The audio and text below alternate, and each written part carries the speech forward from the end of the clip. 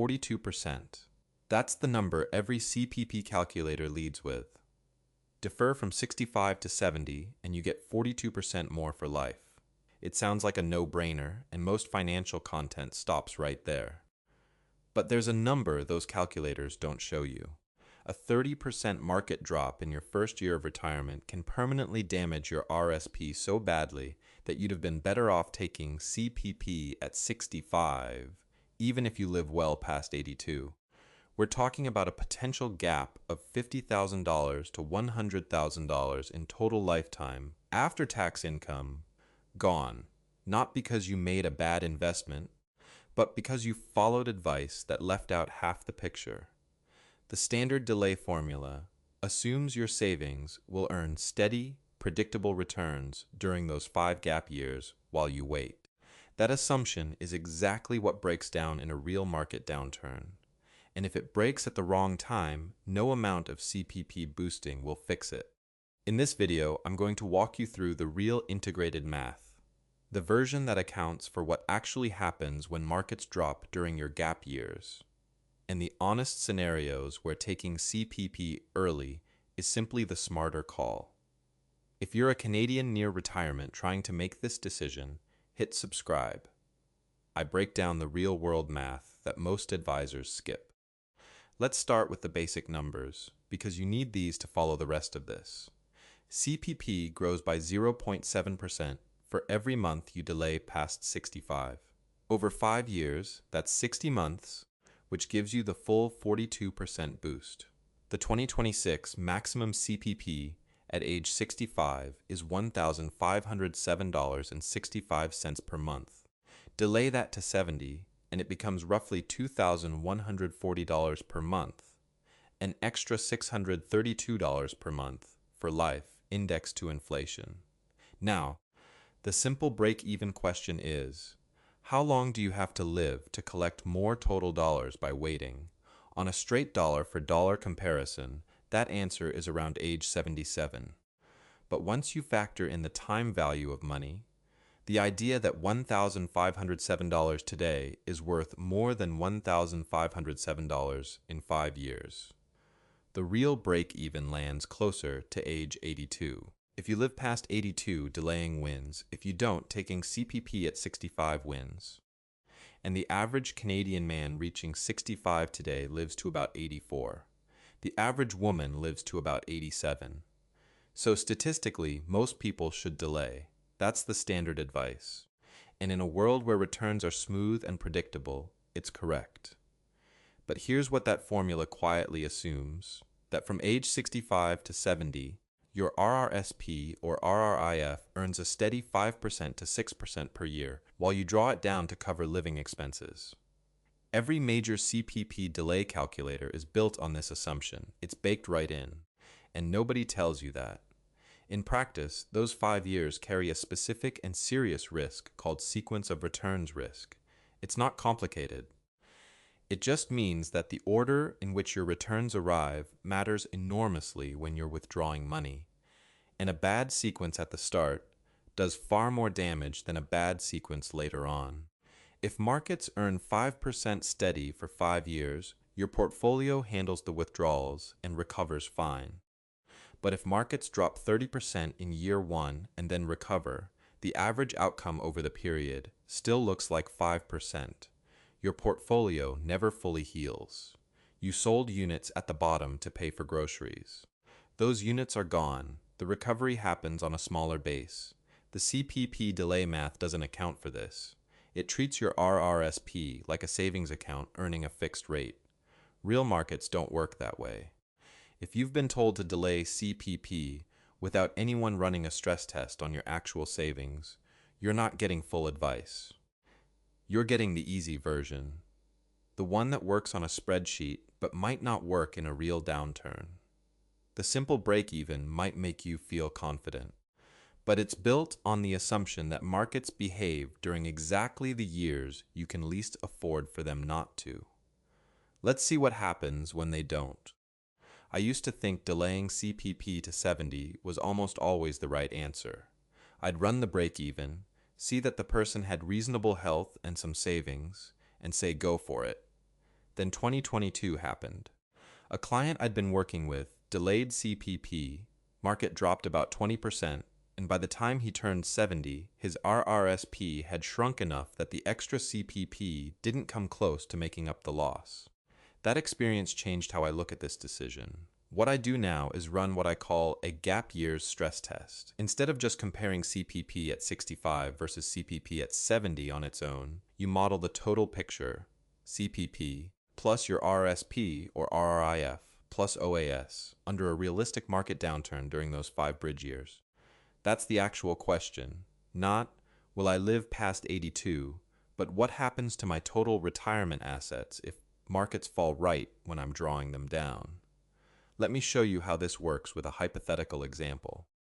Take John, age 65, with $400,000 in his RRSP, no workplace pension. He plans to delay CPP to 70 and withdraw $30,000 per year from his RRSP to cover the gap. In a smooth return scenario where markets earn 5% steady, John's portfolio at age 70 is around $390,000. The withdrawals are offset by growth. The plan works. Now run the same scenario with a 30% market drop in year 1. His portfolio falls to $280,000. He still needs $30,000 to live on, so he sells units at the bottom.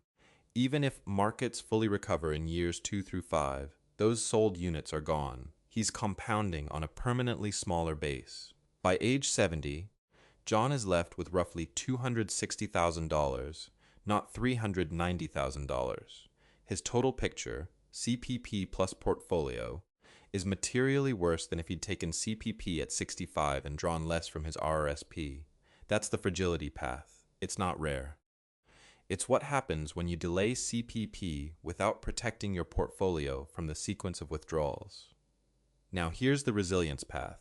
Same John, but before he retires, he moves 2 to 3 years of living expenses, call it $60,000 to $75,000, into a high-interest savings account or a GIC ladder. Market drops 30% in year 1. John draws from the cash account, not his RRSP. He doesn't sell a single unit at the bottom. His invested portfolio takes the hit on paper, but nothing is crystallized. By age 70, it's recovered. His RRSP is back near $390,000, and now he's collecting the 42% CPP boost for life. Same 5-year window, same market crash, 2 completely different outcomes. The only difference is the cash buffer.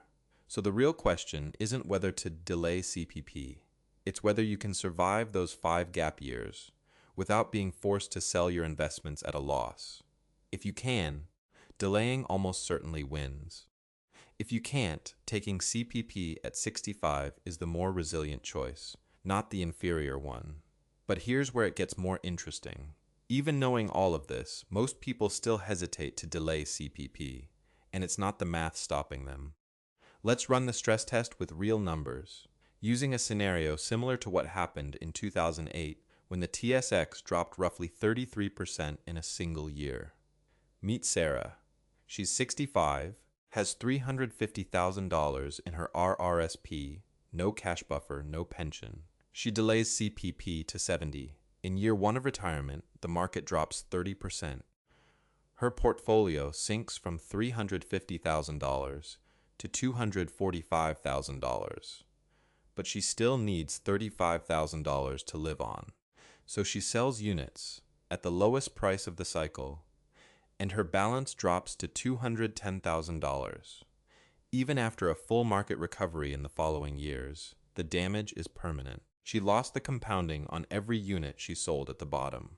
By age 75, her total portfolio is roughly $180,000 lower than it would have been if she'd taken CPP at 65 and drawn less from her RRSP through those years.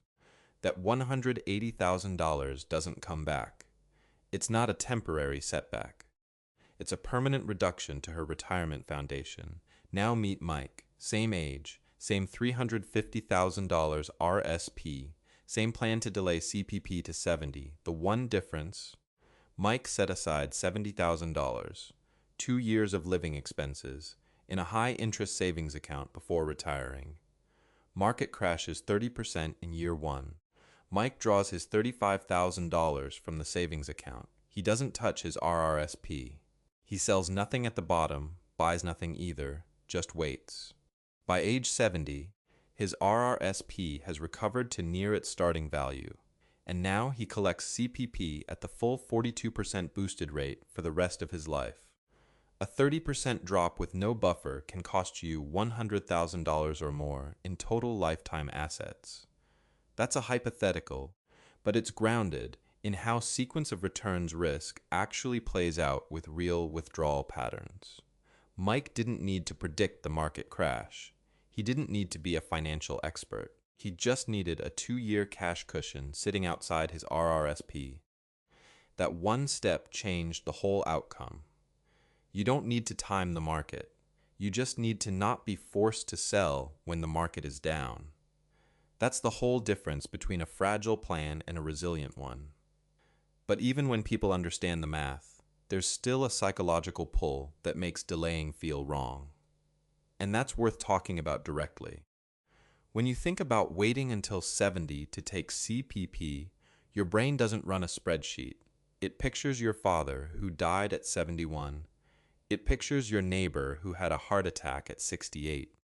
Those images are vivid and personal, and they hit you in a way that 42% more per month for life simply doesn't.